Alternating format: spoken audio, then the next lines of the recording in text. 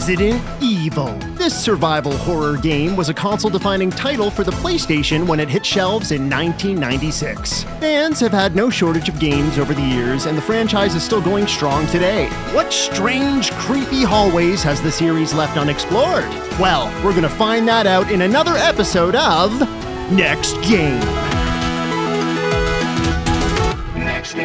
I'm Shane. And I'm Adam. And welcome to Next Game, the show where we design sequels, prequels, spin-offs, and anything else we deem fun. We're so excited to have you join us today while we talk about a series that is beloved by all, Resident Evil. Yes, Resident Evil. I have such a history with the series. I don't. Yeah. Well, you just said it was beloved by all. Are you not part of the all? I don't think I am. We're going to have to get into that today. We really are. So in this show, what exactly do we do here, Shane? Well, Adam, what we tend to do is we find a video game series that we've played and we decide to make a sequel. Prequel, a remake, it doesn't matter. We basically figure out a way to keep the series going in a new, fresh way that hasn't been done before. Yes, so we each pitch ideas, and then that gets sent off to a guest producer. And the guest producer basically has to pick one of our ideas as the winner, and the other one as the terrible, terrible loser. Is that the title, officially? Yeah, officially. Oh, okay. Well, folks, now it's time for us to really get into the weeds of things and figure out why this game. All right, Shane, why this game? So before we can answer that question, we have to maybe talk about what is this game as well. Resident Evil, the series. Let's do it in a nutshell, right? Okay, sure. What is it? It is a zombie game. Yes, the original series. It can be classified as a zombie game. There's other monsters. There totally is, but it is a game about zombies, the first ones anyway, and it is a survival horror game. Yes. That's really what this is. That's right. There's survival horror element staples like puzzles and tension, a lack of items that you can pick up, a lot of management there, a lot of things that kind of, let's say, squeeze the gameplay. It's not a game where you can just run around shooting baddies left and right. That's right. You have to think you're surviving. That's right. Those early games, when Capcom originally introduced the series to the PlayStation, they have a fixed camera perspective. Yes. 2D backgrounds, 3D character models, and 3D assets all around the world. I always love that because when you're walking through a certain area, you can be like, oh, I think I can interact with that because it looks different than everything else in the scene. Yeah. Speaking of puzzles, when you had that, when you could notice those things, it made it a lot easier to do like the old school thing of like, let me try this on that. Let me try this on that. And you know. And inevitably the games were clearly inspired by Alone in the Dark, like a series that predates Resident Evil by a number of years. And Alone in the Dark has that exact same look, exact same feeling. That's the first kind of experience I had playing a game like this. Like a survival horror title. Alone in the Dark was what that was. And then I played Resident Evil after the fact. So I always thought that was cool. Like, oh, cool. Alone in the Dark's on consoles now, and not knowing that they had no relation. It was far, far better, in my opinion, than the original Alone in the Dark. But Alone in the Dark was like sort of leagues ahead in its own way. Nothing else. Anyway, we're not talking about Alone in the Dark. Yes. We're talking about Resident Evil. We've gotten into the first Resident Evil a little bit. The first Resident Evil was one of the first Sony PlayStation games I ever played, and it was kind of one of the games that sold me on like the system. Yeah, I remember going over to my friend's house, and he was like, "Dude, you have to see this." And like you're talking about, like the weird camera angles and stuff. They just, I don't know. There's something just so chilling about how they use those mixed with like the monsters and the soundscapes. Yeah. That just would send chills down your spine without any other antagonistic force on the screen. You know, it's just you sometimes, but you always feel like there's something around the corner. It's crazy iconic. When you think about modern horror games that utilize a third-person or first-person perspective, if you walk into a room and you look down a hall, you can see everything down that hall because you're looking at it. But in Resident Evil, the camera might just be fixed in just a specific area where you don't know what's directly in front of the character. You don't know what's around the corner. They played with that completely, and they did that for several iterations of Resident Evil 2, Resident Evil 3. Then we started to get away. Code Veronica, I believe, still had that to some extent. And when we got to Resident Evil 4, things got switched up quite a bit. And not to its detriment, by the way. Oh, no. Resident Evil 4 was a large step forward for the series. It was starting to feel a little stale, in my opinion. Others might not agree, but it took it in a bit of a more action-heavy direction. But it still kept a lot of those survival horror elements. Absolutely. And the series has gone on since. There's been remakes of the older games that have kind of introduced more of the modern styles of game design in the older philosophies of how those games stories evolved and everything. Right. Like the most notable, I would say, recently was probably the Resident Evil 2 remake, even though the Resident Evil 3 remake did... That's the latest one. It did a fine job, but I believe it felt like a lot more work went into the Resident Evil 2 remake. I played through it recently multiple times, and just from it feels like it's rebuilt from the ground up and like methodically so, whereas the 3 remake felt a little bit like they were rushed to push the game out. It's true. They came out really quick and like within like a year or so. It was very surprising. And something I kind of want to say here about Resident Evil. This is a very largely personal thing. When I was a kid, a lot of friends would bring over like their favorite movies and stuff. And when a group of you got together, you'd bring over like a movie you're not supposed to watch, a horror movie, Child's Play, Friday the 13th, whatever, right? And you watch as a group. That never happened with me when I was a kid. That never, ever happened. What did happen was my PlayStation, a group of my friends came over and they brought over Resident Evil 2. That was the thing you weren't supposed to play. That was the horror experience. And what's so iconic to me was in the original game, when there's these doors, you go up to a door, you go to open up the door, the screen goes black, there's a 3D door, and the door opens up. Every time that door opened, every single person in the room shut up. And they were freaked out because they didn't know what was going to be on the other side of the door. It was just a loading screen, right? That's all it was. Exactly. Well, that's what I was going to say. That single element was brilliant. Yeah. Because it's a loading screen. How do we hide the loading screen with one of the most like trauma-inducing moments in gaming? So smart. Right? And it worked so well. And to me, Resident Evil should be more of that. Now, I'm not knocking the later Resident Evil games. Now, personally, I haven't played all the Resident Evil games. Neither have I. Yeah. I've played the originals. I played 4. I played more of the more recent ones that are legitimately first-person shooters. I think they're not bad, but they kind of lose a bit of what made Resident Evil what Resident Evil is. Those latest entries feel more to me like kind of mix on Silent Hill type tropes to an extent. Like you're going to a location and like a village, and you're dealing with a village filled with spooky, weird people and stuff. I know that's not exactly what it is, but there's a difference to what Resident Evil is, sort of like a survival horror they do feel different. I think ever since Resident Evil 4, like, they feel like they've been a little less of what we were talking about before, like that constrictive nature. Like, I don't know what's around the corner. They still have that horror feel to them, but they're updated for a modern audience. People want things to happen a bit quicker and stuff. They're still great games. Yes. But I don't know, maybe a new game should be made in the vein of one of the old games, or... I think we're getting into the idea of maybe where we're going to go off to next. What I want to get to before that is, like,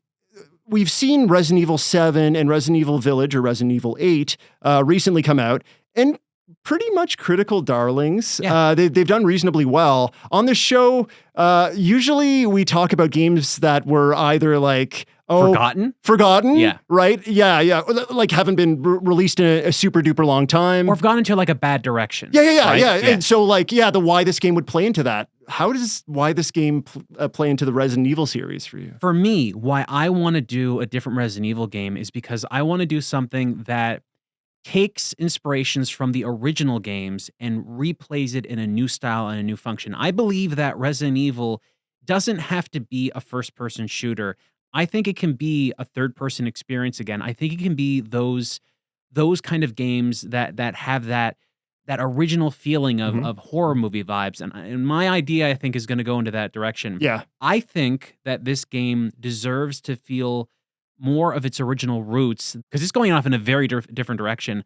I think that what we lost from the original Resident Evils, I think we could get back again. I gotta say, there's DLC that puts third-person mode back into the games. Sure. We're aware of that, but you want something more dialed back to what the original titles are like. I think for me, why this game, I think I want to approach this from just expanding on, like that first game landed so hard with me back in the day. I want to kind of expand a little bit more on what happened in the very beginning. We'll get more into that in the pitch. I don't think Resident Evil needs to be fixed per se. So for this why this game section, I don't want that to come across as like, oh, Resident Evil's going in a wrong direction right now. Yeah, that's not what. Yeah, we're not saying that. I want to build on a bit of the foundation of Resident Evil. Yeah, I want to add to the tapestry of what Resident Evil is. How about that? So we both want to do that. Yes, solid. Okay.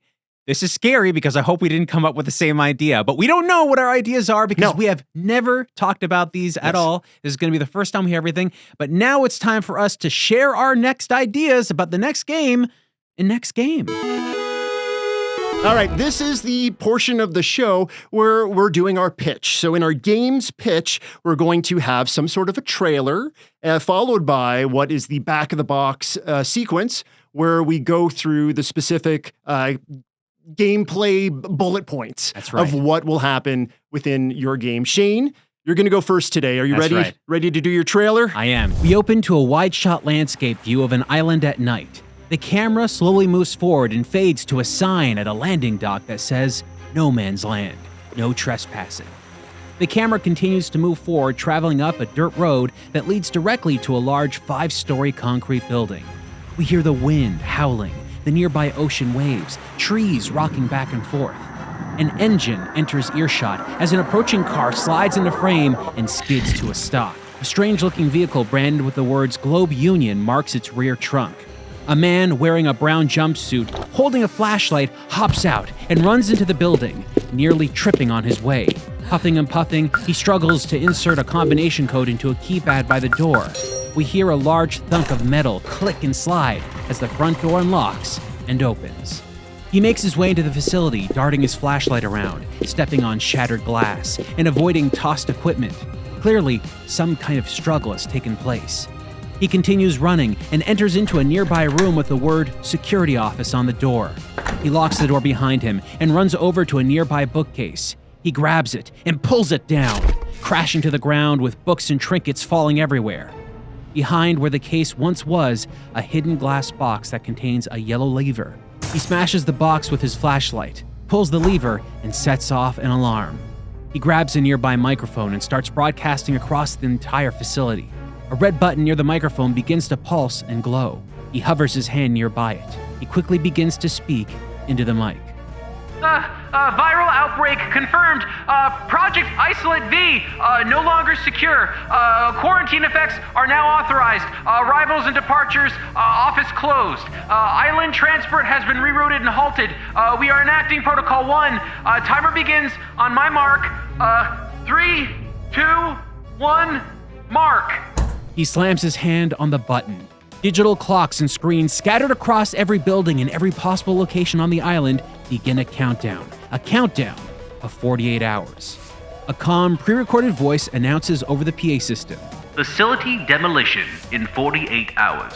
Please collect essential work items and begin to travel to your designated evacuation zones. This is not a test. The message repeats itself as we begin to cut to multiple buildings and facilities dotted all over the island. Doors slam open, lights flash on, and people begin to pour out, shouting and scattering everywhere. We jump back to the security office. The man is staring in shock. He's shaking, frightened. He hears something in the hall. The door behind him bangs, and bangs again, and then it slams open. He desperately shines his flashlight to see who it is, and we cut back outside of the building and hear a scream over the PA system.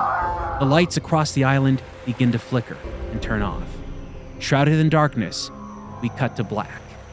The title creeps across the screen. Resident Evil, 1978. Okay. We're dialing back the clock a little bit. Interesting. Interesting. So here's basically what I've come up with. The Globe Union, that car I mentioned, that's actually important. That's an electronic car that was made during the 70s that's concepted that never got released to the public. There's a reason why that's there. So my idea was how this pitch works is, what if Resident Evil was a 1970s cinema-inspired zombie survival horror game that took place on a remote island where everyone needs to escape a facility like they're stuck in Jurassic Park? So that's the concept. The game is focused on the initial creation of the T-Virus project in 1978 and the resulting viral breakout that happens from it. You play as an employee of the Umbrella Pharmaceutical Corporation and a colleague of William Birkin's, the creator of the T-Virus. We don't know much about that. We've heard about it in the game, but we've never seen it. In this game, you're going to see it. You're going to see all that stuff happen. You personally witness firsthand the fall of the original experiment and the resulting corporate cover-up to hide everything that happened. Now, this game is going to be loaded with 70s technology and limitations, with a flair of advanced concept devices due to a heavy financial investment from a mysterious donor. Ooh, right? We don't know who it is. For example, since it's a remote island and gasoline would be hard to come by, that's why those electric cars are there.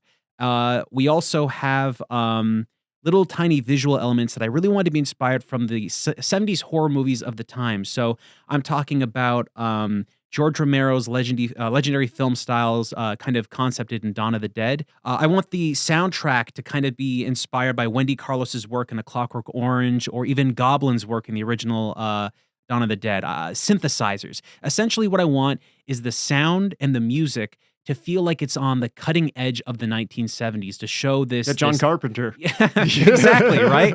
I want that kind of feel so that when you're playing this game, it feels like the 70s, but it feels like they're pushing things to the limit, because this is an experimental facility and things are just kind of on the rise. So with that in mind, here are my 3 features. First, 70s island survival horror. The island is the real-world location of no man's land. It's a 600-acre uninhabited island that can't be visited by the public due to unexploded ordnance. During World War II, they were testing a lot of weaponry there, so that's why people aren't allowed to go. But I kind of want to theorize, what if it was something else? This realistically themed time capsule gives the player the ability to explore every inch of the location. While it's not that big of an island, every building can be entered, every single aspect can be explored.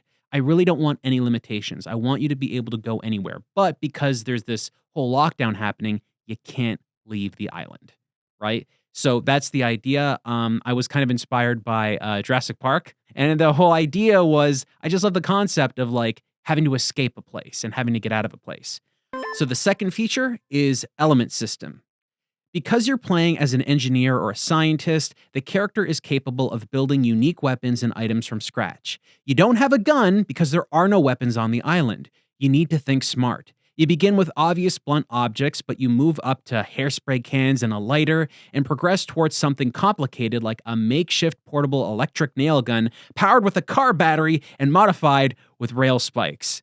It's a mix and match approach that rewards exploration and experimentation. Anything can work with anything. You just need to find and discover what works best and what causes the most damage. Oh, it feels like we're getting a little bit of Dead Island in here. They had a lot of combining things on an island of zombies as well. Yeah. And for me, what I really wanted to do was like, I want every possible object you pick up on the island to be categorized into like 3 items. So a fuel source, an ammo source, and a hull or a weapon, like an idea to hold everything together. Something spiky, a baseball bat, duct tape, exactly. This kind of stuff. Exactly. We would basically create a system that's not unlike what you've seen in Breath of the Wild, where you can just pick random items and they're connected by like elements and stuff and they just work together. I want the same thing with this.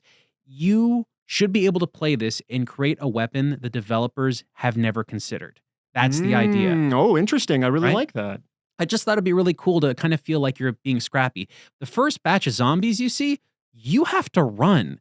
There's not that many zombies on the island, but the ones that are there, they're coming for you. Maybe slowly, but they're coming for you and they're going to get at you. So you constantly have to be running. You have to be putting up barriers. You got to do everything you can to keep people safe because you're not the only person on the island. Feature 3, you are not alone. This isn't the same solo survival horror you're used to. You need to work hard to keep your fellow coworkers safe and alive until the end. Because the events of this island have previously been unknown, you have no idea who will make it out. it might be possible to keep every single person on the island safe, and it might just be possible to see every single person on the island perish. Every time you play, character locations and roles are completely randomized, so it's up to you to figure out what the best course of action is. But what's really important is that there's a whole group of other scientists. They're just as smart as you. Maybe they're not as cunning. Maybe they're not willing to run around.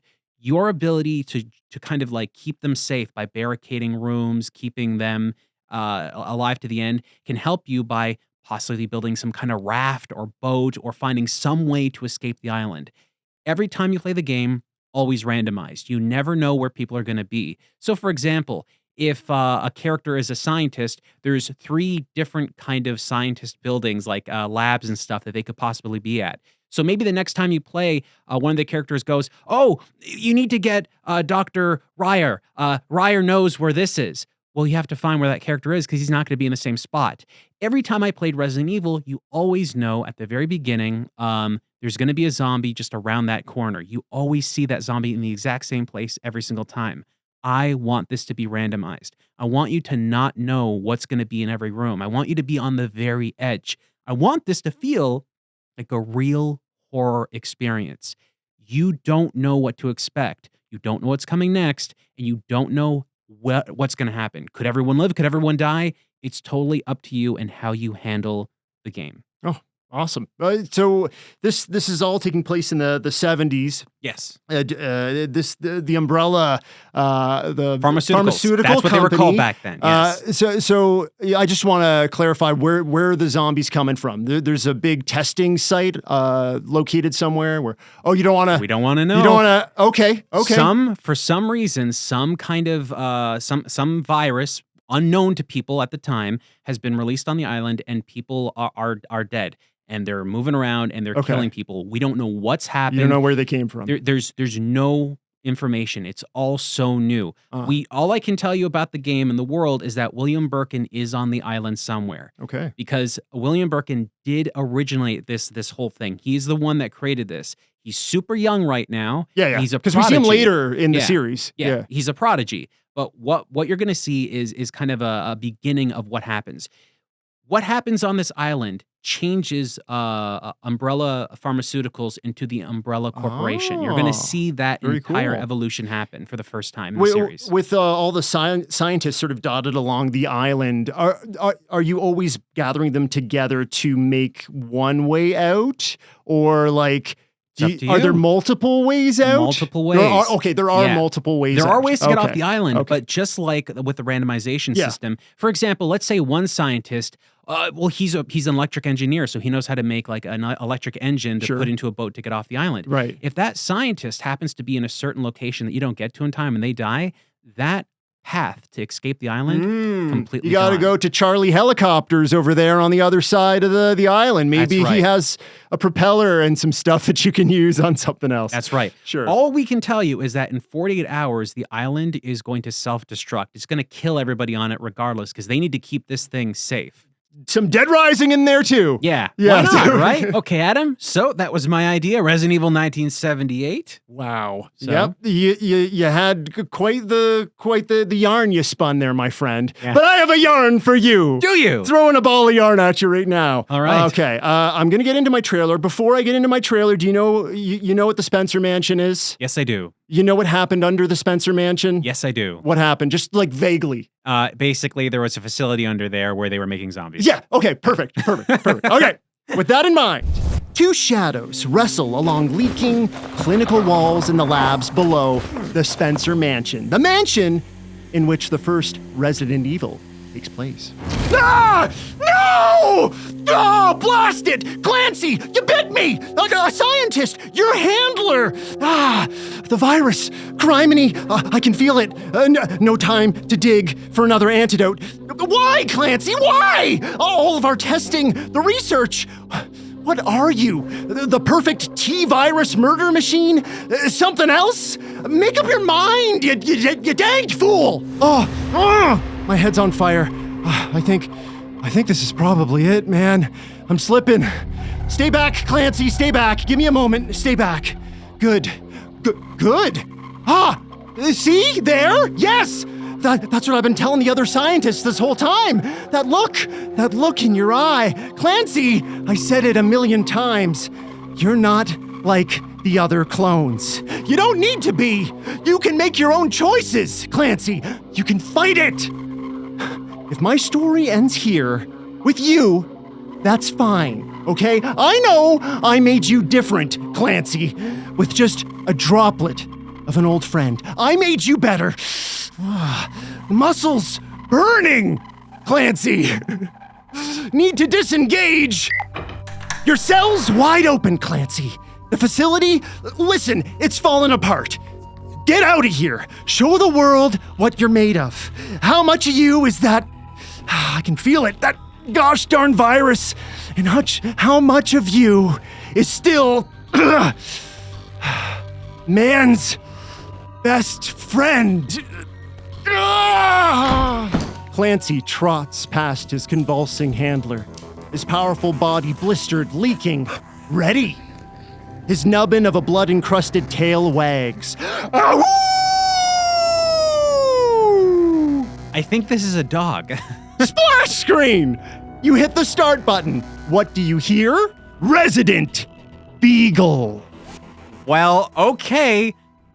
I don't know what's going on right now. This is definitely not the direction I thought anyone was going to be going in for this show. I think you assumed I'd be going with a classical Resident Evil approach. And my friend, I do have some things to say about that. As some leans into this, in which it is, in fact, kind of a classic Resident Evil game. So let me ask you a question, Shane. What is the first zombie you see in the initial Resident Evil game on the PlayStation 1 in the crappy B-movie cutscene? Wow, it's a dog? It's a dog. It's a Doberman Pinscher. This game is about one of those dogs, okay? Clancy Romero, based also upon George Romero, the filmmaker, clone, escaped experiment from beneath the Spencer Mansion, which this is a thing that actually happens in Resident Evil lore, That's by true, the way. yes. Okay? 9 parts Doberman, 1 part tiny hound dog, Beagle. Scientist added a little drop Beagle. A little Beagle. He's different. Okay. Okay? Is the dog good or bad? A choice needs to be made. Shane, dialing things back to classic Resident Evil games. The first few Resident Evil games, you had an option. You could play as one character or another. You had your Jill, you had your Chris, you had your Leon, you had your Claire. This game is going to be a twist on that. So my spin is you have one main character, Clancy Romero. You may have heard the name once or twice. But you can play through 2 vastly different campaigns with this one character. Whereas those other games, the original Resident Evil titles, had minor tweaks. Massive difference between the way that you play these 2 campaigns in this game, okay? There's the good pup route or the evil pup route. I see. I am just, I gotta be honest, I was not expecting this. Geez, it's woof. Yeah. Woof. It's woof. It's woof. Well, I consider it still to be quite classic in the classic Resident Evil vein. Okay. My back of the box, my 3 back of the box points. Number 1, back of the box, unique good pup, evil pup gameplay systems. So I've already alluded to this, right? I didn't like how you could be different characters in those first couple Resident Evil games, and there were just kind of minor gameplay tweaks, minor just changes in story dialogue beats stuff, and stuff. It wasn't anything very vast. Well, in Resident Beagle, with good pup gameplay, you can choose 2 routes: good pup, evil pup. In Good Pup, you can experience Raccoon City and beyond, enduring tense, stealthy moments, avoiding human casualties. Use your vicious predatory powers to take out the horrors of the T-virus outbreak while ensuring you don't take a bullet to the brain from the very humans you're trying to help. So not only are there zombies and other vicious things out there trying to kill you, but you can't really interact with too many humans as well, even though you're trying to be a good dog. Okay. Because they'll shoot you on. What do you look like? What do those Dobermans look like? They look like decaying dogs. Mutilated zombies. What is taking over Raccoon City during this whole shebang? It's zombies. They see a zombie dog, they're going to try to shoot them, right? Yeah. Okay. Makes perfect sense. right? The idea is a little rough. Okay, well, yeah. Flipping the coin, the evil pup gameplay side of things now. Wipe out citizens of Raccoon City. Complete opposite, right? Help the undead horde steamroll the streets of Raccoon City. But be careful, it may not be as easy as you think. The more you bluntly rip through the streets, the more survivors will be aware and try to push back. Can a zombie dog and his infected posse defeat armored vehicles and armed militia? Time to find out. This reminds me of Stubbs the Zombie? Stubbs the Zombie, yeah. Nope, not like that at all. Nope, because there's more, Shane. Okay. Back of the box, point part 2, evolve to take on any task. So again, there's 2 versions of this, depending on which campaign you pick. If you pick the Good Pup campaign, you get Good Pup Evolution. By using stealthy techniques and hunting-style attacks to get through areas, you embrace Clancy's dogliness, right? You gain and use tech points to help Clancy deal with environment and enemy challenges. Okay, so you can enhance Clancy's senses. Your snoot. Your sniffer can get better. Your ears can get better. You can begin to determine what's around you and start planning out your stealth routes because you know, okay, I can hear and like a sonar vision almost. An enemy is right there. It looks like a licker, and there's a human over there. Also, maybe you can call humans as a distraction. You know, woof, run over there. They go check out that wolf. You're not there. Sneak by them. Metal Gear Puppy. Metal Gear Puppy. That's right. I wish I had a better pun. Okay. Or you can set up instances where you can draw the attention of the humans to monsters that are around. Oh man, you didn't see? There's a horde of zombies just around the corner. You know, you bark, they see you. Oh, zombie dog! And you run away. They go to search for the zombie dog and see the horde. They're prepared. They fire. They shoot. They kill the zombies. You have purposely helped out the humans and taken out the zombie horde. Okay. Flip side, evil pup evolution. Chow through the humans dotted throughout Raccoon City to gain bonus points. You know, like you gain bonus points for the good pup route. That can be used to embrace the T-virus side of Clancy. You can mutate Clancy. Now maybe Clancy can whip out a tongue, liquor style, to harm more humans, shoot out bone spines, spew poisonous clouds. Clancy can get wings. There were insects and spiders. Resident Evil is weird. Okay. That is a different kind of take on Resident Evil. That is for sure. Back of the box, number 3. All right. This is probably one of my favorite things. All right. I call this man's best friend's best friend. Clancy gets a pet. Early in his journey, Clancy will meet Teddy, a terrified schlubby survivor of a horrific zombie attack.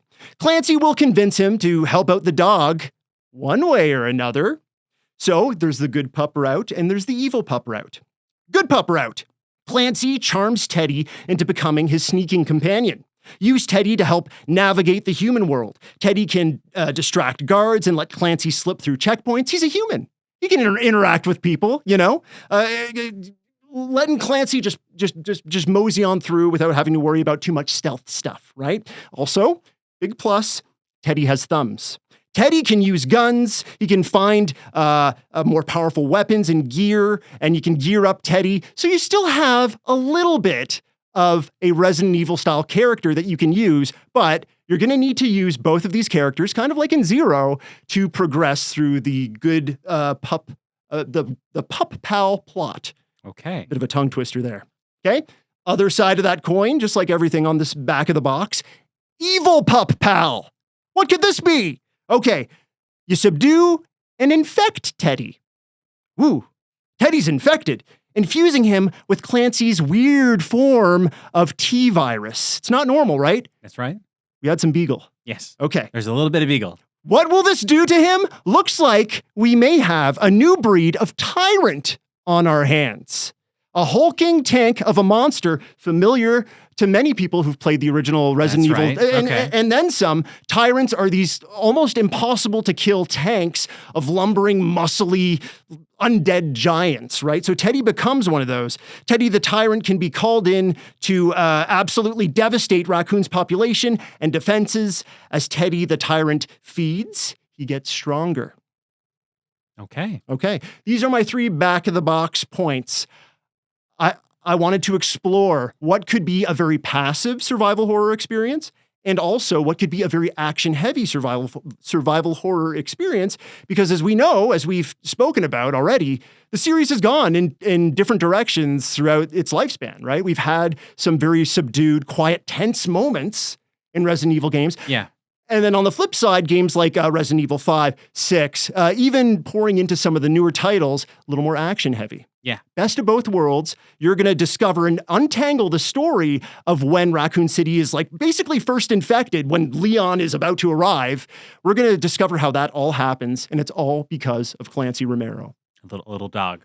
Little pup. Little pup. What would you pick? Would you pick the good boy route or the evil? Good boy. Good boy, because it sounds like there's more stealth in that one. Sure. And I love stealth. I love stealth gameplay. I love being able to play games like that. You can pick whatever style of Resident Evil game you want as long as it's one of those 2. Look, you might think that this is crazy. It's far-fetched. We're talking about a series, though, where there's like gigantic alligators in the sewers, and there's like Napoleon-dressed children, old men. Yeah, we didn't even talk about that, but that's a thing, too. There's a lot of craziness. I want to dive a little bit into the cheese factor of Resident Evil. And if there is tank controls in this title, I think it would make perfect sense. It's not one of the back-of-the-box points. I just want to put out there, a 4-legged dog would probably control like that. Well, Adam, I think what you've kind of come up with here sounds like a really positive experience. Positive? Yeah. Beautiful. Do that. Well, so let's go back to what we talked about with our back-of-the-box ideas. So my idea was Resident Evil 1978. My first back-of-the-box feature is 70s island survival horror. My second back-of-the-box feature is Element System. And my third back-of-the-box feature is You Are Not Alone. And my whole pitch is Resident Beagle. Back of the box points. Number 1, unique good pup, evil pup gameplay systems. Number 2, evolve to take on any task. Number 3, man's best friend's best friend. Clancy gets a pet. So it really doesn't matter how much we like each other's ideas, and I love the idea of being a dog in Resident Evil. I just think that's a great idea. Thanks. When it comes to these concepts, we have to have a third party intervene and figure out which one of the 2 is better. So now it's time to take our next games and pitch them to a guest producer. And we're back. We've sent out our pitches to our guest producer, and we've heard back from them. Shane, who is our guest producer for today? Well, today's special guest producer has a weekly podcast where she gets to talk about all things video games, and she also has a long history with Resident Evil, which is going to help us a lot here. It's Brittany Brombacher from What's Good Games. What's good, everyone? My name is Brittany Brombacher, and I am the co-founder and host of the What's Good Games podcast. I've been playing Resident Evil since I was a little girl, and despite the series giving me nightmares for the majority of my childhood, it was and still is one of my favorite video game franchises of all time. I also recently hosted 2 of the Resident Evil showcases for Capcom, which is a huge honor and still wild to think about. But yeah, bottom line, Resident Evil is very near and dear to me. So the first thing that I really love about this pitch is the idea that we get to explore Umbrella Pharmaceuticals early on, especially the idea of encountering teenage dirtbag Birkin, who I guarantee would be absolutely insufferable at the age of 16 that he would be in 1978. Also, I think you could really play around with this idea. What is he doing on No Man's Land? He's supposed to be at the Arclay lab, right? Working on research for the T-virus. So why is he there? What shenanigans is he up to? Interesting concept. I also really like the idea of having this game set on an island. Shout out to Code Veronica. I love islands in my Resident Evil games. But what I really, truly do like about this is the idea of not everything is as it seems. Sure, you have this smaller island, but I guarantee there's probably some underground facility or something that we cannot see. And I think that's always fun to peel back those layers and have that sense of discoverability. So I think that's a great choice. And I also love that you mentioned everything's explorable. You can go into all the buildings, etc. This is something I wish Resident Evil 3 Remake would have done. They did not, but this could be their chance at redemption. I don't know. I do find it a little hard to believe that there would be no weapons on this island, because I guarantee someone somewhere knows that something shady is going down on No Man's Land. So you think that the security guards would at least have something to shoot things with? But if not, maybe there's some interesting narrative reason for that to be the way it is.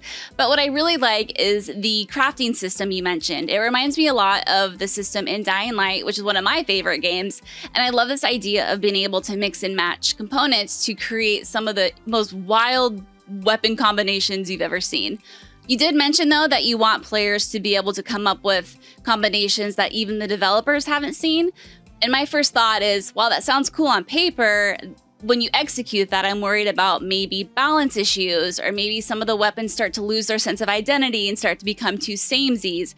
So that would be a concern I have about that. The idea of being in charge of NPCs and their ultimate fate is a really interesting one. And personally, I've never been the biggest fan of this mechanic unless it's built around a narrative to support it. I think about games like Until Dawn, right? But I will try to remain as objective as possible. So I understand that this gives players a sense of tension and responsibility, which is important. You know, it makes you care about what you're doing. But the concern I have first and foremost is, does this mean that there's an opportunity for me to miss out on key narrative moments? If that scientist you mentioned dies because I don't get to them in time, does that mean I miss out on some key lore, key Resident Evil lore? And if so, does that mean I have to replay the game again? Or how plausible is it to save everyone? Or how long does it take to replay the game? How many times do I have to do it over and over again? How's the checkpointing system? Again, this is part of my problem. I stress out about it. It's all personal preference, but just speaking personally, that's some of the concerns I have with that system. I think Shane's pitch sounds like a solid survival horror game built for replayability, especially with the varying locations, the different ways to get off the island, etc. But I don't know if that's something I want in my Resident Evil game. But it is way too enticing. The idea of being able to see Umbrella Pharmaceuticals up close, to interact with Birkin. And I'm digging this late 70s survival horror vibe that I'm getting. It sounds like it would be slower paced, with the lack of firearms, the ability to barricade. It's a very interesting idea. Okay, so we just heard back from Brittany on my idea, and okay. It sounds pretty positive. I'm confident right now. There is some problems for sure. Now, the things she liked are the things that I was really hoping Resident Evil fans would like, which is the idea of that survival. She didn't seem to not like the idea that there'd be no weapons on the island, right? But I was trying to think about, if you didn't have weapons, that sense of trying to survive is just so much more tangible. And to say, like, there could be weapons, this could be lore related in that maybe there was a group with weapons and maybe they're dead somewhere and those weapons are inaccessible right now, right? Or maybe they're like holding people away from getting on the island. Sure, who knows? Who knows? I'm going to say this. You didn't get that far in your pitch. Brittany did hear, did suggest maybe there's an underground facility. There's an underground facility. Okay, folks, it's a Resident Evil game. You're making that up right now. No. There has to be one. Sure. But I think a lot of the points she raised are right on the money. Like, this is the kind of stuff that I think Resident Evil fans would like. I know that she likes my idea a lot, but now I'm curious to see what she has to say about yours, because yours is much, much different. What do you mean? You know, I was so intensely listening to this pitch from Adam, wondering where it was going. And I should have seen it. I should have seen it coming, but I did not. And let me tell you, I burst out laughing so hard that I woke up my sleeping son next door. So how dare you, Adam? -1 point. The concept of Resident Beagle, I can't even say it, Resident Beagle, is ridiculous, but I love it. And what I love about it is the idea that it would give us a close look at Raccoon City. It's something that I've wanted for a long time, and I know it's something a lot of fans have wanted for a long time. What was Raccoon City like before, you know? So narratively, the pitch is that we'll be able to watch the fall of Raccoon City, right? And to me, that sounds awesome. That's something I've wanted for a very long time. But my concern comes down to the form that the players will take, which is a zombie dog. I worry that there's a set of logistical and narrative limitations that come along with being a gory, rotting Dober Beagle, right? Residents are going to run from you. They're going to try to shoot you. It's not like you're going to be able to blend in with the crowd. And so I feel like if you were a human in this game, you'd be able to go inside buildings, maybe interact with folks, kind of just like take it all in. But again, if everyone's trying to shoot you and run from you, I mean, you know, it's not a very nice, warm welcome. Know what I mean? This isn't a deal breaker, but if this game were to come to fruition, I would definitely be disappointed that I can't explore Raccoon City as a human, but I'd have to do it as a dog that everyone's trying to, avoid like the literal plague. When playing Good Pup versus Bad Pup, I'd love to know if there's more to it than just the skills you use and the resistance you face. Because let me tell you, I am someone who always tries to play the good guy in video games, but Bad Pup sounds way more fun. Shooting out bone spines, making poisonous gas clouds, growing wings, created a new tyrant with our friend Teddy. Dude, you got me. You sold me. Money in the bank. But having such an awesome Bad Pup could prove a problem unless there's a very good reason to play as the Good Pup. We already know the citizens of Raccoon City are screwed, they're all getting a bomb thrown on them, and since this game, I have a feeling, is very tongue-in-cheek, it's gonna be like Stubbs the Zombie, where you don't really have sympathy for the survivors. Personally speaking, they're all gonna turn into mutation fodder. The idea of exploring a bond between a zombie dog and a human, or a tyrant, is just, I can't miss that. I have to see how that unfolds. What does that bond even look like? I don't know. I feel like that's a Netflix special waiting to happen.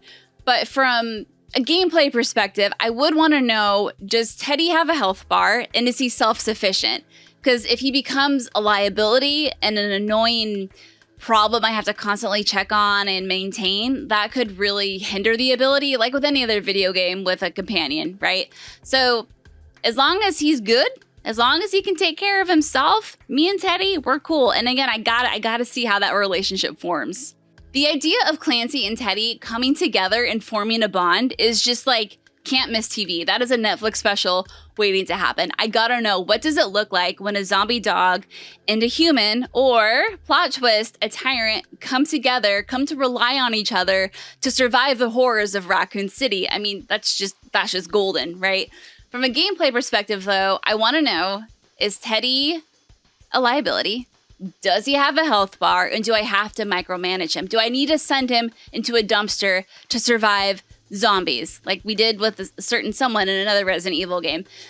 Because while I like the idea of a companion, companions can quickly become very annoying nuisances, shall we call them. So that is something I would keep my eye out for. But again, like the idea of these two very opposite things coming together to survive, oh man, it's gold. Adam's pitch is hilarious, it's ridiculous, but it is fun. And honestly, at this point, I would take any opportunity to see Raccoon City up close, despite my concerns about there being limitations being a zombie dog. The Bad Pup mutations sound really fun, and I think they overshadow the Good Pup mutations, especially since, personally speaking, I don't know if I'd really care enough to save the residents of Raccoon City. We all know, again, it doesn't end well for them, and we all know that there's security checkpoints and no one's leaving this city alive, so may as well have fun with it. God, that sounds terrible. But I'm right. This is a pitch I definitely did not see coming, but I would be lying if I said it hasn't been making my mind spin since I first heard it. Like, how could this actually work? Could this work? Is this crazy enough that Capcom might actually do it? Okay, first things first, Teddy is self-sufficient. And maybe he does hide in a dumpster for most of the game. No. I want Teddy to be, Brittany was talking about having a human going in and doing things. My idea was kind of having Teddy do that. But I see that there's a detriment to that because you only get to play as Teddy in that mode in the Good Pup route. Yeah. So you wouldn't really get to explore as much as a tyrant per se. Or could you? Could you, right? See, she mentioned with mine how it was kind of like Code Veronica a little bit. And that's the thing. Code Veronica wasn't like a free roaming game to the same extent. It was very kind of linear. But that idea of that island, I really like that idea. Mm-hmm. I love the concept of a dead island. I guess they might have already made a game like that. But regardless, she liked your idea so much that she laughed. Yes. And that kind of emotional response is something that you want in a concept. When you have an idea and you pitch someone an idea and they laugh at you. But in a good way. In a good way. It wasn't not always bad. The best thing. Well, I don't know. So we both feel that there's positives and negatives felt with both of our pitches. For sure, yeah. Are we on edge? This can go either way. I am so, I'm on the edge of my seat. I have no idea which way we're going to go. If I had to guess, I think it's going to be my pitch. I think so too. If only because it's just a little bit more traditional Resident Evil, but no weapons. That's a thing that can either be amazing or people can really hate it. And maybe it's just your idea of the dog and having all the evil dog abilities is better than not having weapons, right? Is that's the mental gymnastics you're doing? That's right where now? my head is Let's right now. just see. Let's see whose pitch wins. All right, Brittany, who did you pick? Despite these two pitches being so different from one another, I legit had to sit down and think about this, but I've come up with a winner. And the winner is Shane with Resident Evil 1978. Shane wins. I'm happy here. I'm real happy. Okay. Look, poor Clancy. Poor Clancy. It's the idea for me that a 1978 version of Resident Evil, like the concept of a 70s Resident Evil, I think that rings true. That's the thing I want to do all day long. I want to play that game. I feel like it's a portion of Resident Evil that has not been explored, and going back to that time period and feeling out like the flavor of Resident Evil that's set way back when would be really, really cool. But I can't deny... No tyrant, though. I can't deny that the idea of exploring Resident Evil's Raccoon City as a dog, a different perspective, because I get what Brittany was saying, it's right? About a foot and a half off the floor. If you had done it in a way where you were just a zombie walking around exploring like Raccoon City as a zombie, or just as a human, just open world Raccoon City, you probably would have gotten more in there. But then you don't have the dog, and then you're missing that, right? I like my zombie dog. In my heart, I took the belt, but I concede. You win. It's fine. I'm happy with that. But now we got to find out exactly why Brittany went with the obvious right choice. Okay. Yeah. All right. Let's hear it.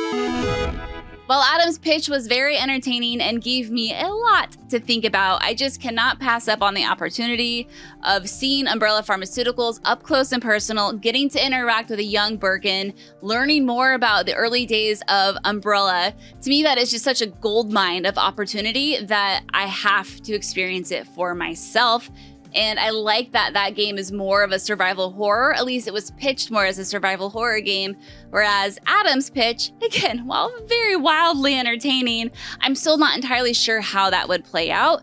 So if I had to have one more Resident Evil game to look forward to, it would be the game that sounds more like a Resident Evil game. But it really was a tough decision, and I gotta throw this out there. Adam, there are just two things you could have done that would have put you ahead.